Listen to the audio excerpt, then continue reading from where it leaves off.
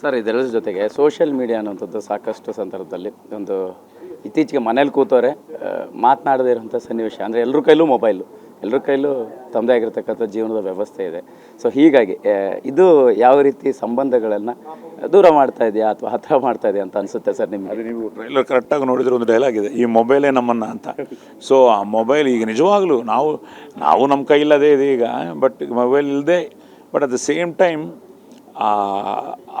ಆ ಬಾಂಧವ್ಯ ಅನುಬಂಧ ಇದೆಲ್ಲ ಇದು ಮೆಕ್ಯಾನಿಕಲ್ ಆಗಬಾರ್ದು ಅನ್ನೋದು ಇದರಲ್ಲಿ ತುಂಬ ಸೊಗಸಾಗಿ ತೋರಿಸಿದ್ದಾನೆ. ಅದು ಆ ಮಾತು ಪ್ರತಿಕ್ರಿಯೆ ಇರಬೇಕು, ನಮ್ಮ ಜೊತೆ ಒಂದು ಸಂಕಲ್ಪ ಇರಬೇಕು, ಇದೆಲ್ಲ ತುಂಬ ಚೆನ್ನಾಗಿ ಸೊಗಸಾಗಿ ಮಾಡಿದ್ದಾರೆ. ಇದಕ್ಕೆಲ್ಲ ನೀವು ಕೇಳಿದ ಎಲ್ಲ ಉತ್ತರಗೆ ಇದರಲ್ಲಿ ಒಂದು ಆನ್ಸರ್ ಇದೆ. ಅಟ್ ದ ಸೇಮ್ ಟೈಮ್ ಎಲ್ಲರನ್ನೂ ಎಸ್ ಇದಲ್ವಾ ಜೀವನ ಅನ್ನಿಸ್ತೆ ಈ ಫಿಲ್ಮು. ಸರ್ ಫೈನಲ್ ಒಂದು ಮಾತು ಸರ್, ನೀವು ಮನೆಯಲ್ಲಿ ಮಗನಿಗೆ ಲೈಫ್ ಜರ್ನಿಲಿ ಕೊಟ್ಟಂಥ ಒಂದು ಸಂದೇಶ ಅಥವಾ ಒಂದು ಬಾಂಧವ್ಯದ ಸನ್ನಿವೇಶ ಹೇಗೆ, ಯಾವ ಸಿಚುವೇಶನ್ ತುಂಬ ನೆನಪಾಗುತ್ತೆ ಮಗನಿಂದ ನಿಮಗೆ ಸಿಕ್ಕಂಥ ಉಡುಗೊರೆ ಆಗಿರ್ಬೋದು? ಈಗ ಅಪ್ಪಯಿಂದ ನನಗೆ, ಸೊ ನನ್ನಿಂದ ನನ್ನ ಮಗನಿಗೆ. ಸೊ ಅವನು ಫಸ್ಟು ಕ್ರಿಕೆಟರ್ ಆಗಬೇಕು ಅಂತ ಅಂಡರ್-19 ಹೈದರಾಬಾದಲ್ಲಿ ಆಡ್ದ.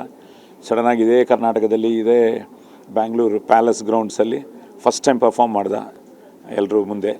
ಅದಾದಮೇಲೆ ಆ್ಯಕ್ಟರ್ ಆದ 2011ಇಂದ. ಸೊ ಈಗಲೂ ಇವತ್ತು ಬೆಳಗ್ಗೆ ಏನೋ ಒಂದು ಫಂಕ್ಷನ್ಗೆ ಹೋಗ್ತಾ ಇದ್ದಾನೆ ಆಂಧ್ರದಲ್ಲಿ, ಒಂದು ಶ್ರೀಕಾಕುಲಂ ಅಂತ.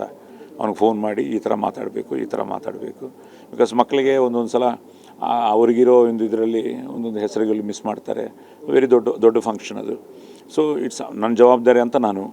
ಅಟ್ ದ ಸೇಮ್ ಟೈಮ್ ಅವ್ನು ಸಿಗಲಿಲ್ಲ ಅಂದರೆ ಒಂದು ಒಳ್ಳೆ ಮೆಸೇಜೂ ಹೋಗುತ್ತೆ.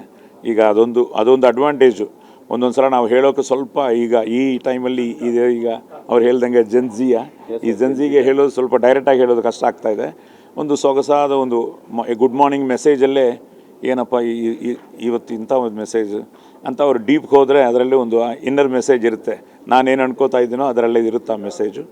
ಅಟ್ ದ ಸೇಮ್ ಟೈಮ್ ಈಗ ನಾವು ಹೇಳೋದು ಇದು ಆ ಥರ ಯೂಸ್ ಮಾಡಿಕೊಂಡ್ರೆ ಇದು one of the best media ನನಗಿರೋದು ಈ ಮೊಬೈಲ್ ಫೋನು.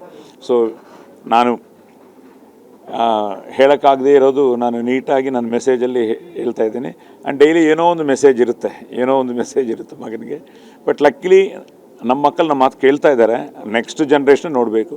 ಈಗ ಅವನಿಗಿದೆ ನಾವೆಲ್ಲ ಓಕೆ.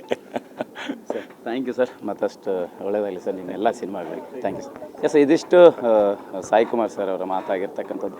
ಅಂದರೆ ಒಂದು ಅಪ್ಪ ಮಗನ ಬಾಂಧವ್ಯ ಅನ್ನುವಂಥದ್ದು ಯಾವ್ಯಾವ ಹಂತದಲ್ಲಿ ಹೇಗಿರುತ್ತೆ ಅನ್ನೋದ್ರ ಜೊತೆಗೆ ಸಿನಿಮಾದಲ್ಲಿ ತುಂಬ ವಿಶೇಷವಾಗಿರ್ತಕ್ಕಂಥ ಪಾತ್ರ ಅನ್ನೋದನ್ನು TV9 ಜೊತೆ ಮಾತನಾಡಿರ್ತಕ್ಕಂಥದ್ದು. ಕ್ಯಾಮ್ರಾ ಪರ್ಸನ್ ಮಹೇಂದ್ರ ಜೊತೆ ಮಾಲ್ತೇಶ್ ಚೆಗ್ಗಿನ್, TV9 ಬೆಂಗಳೂರು.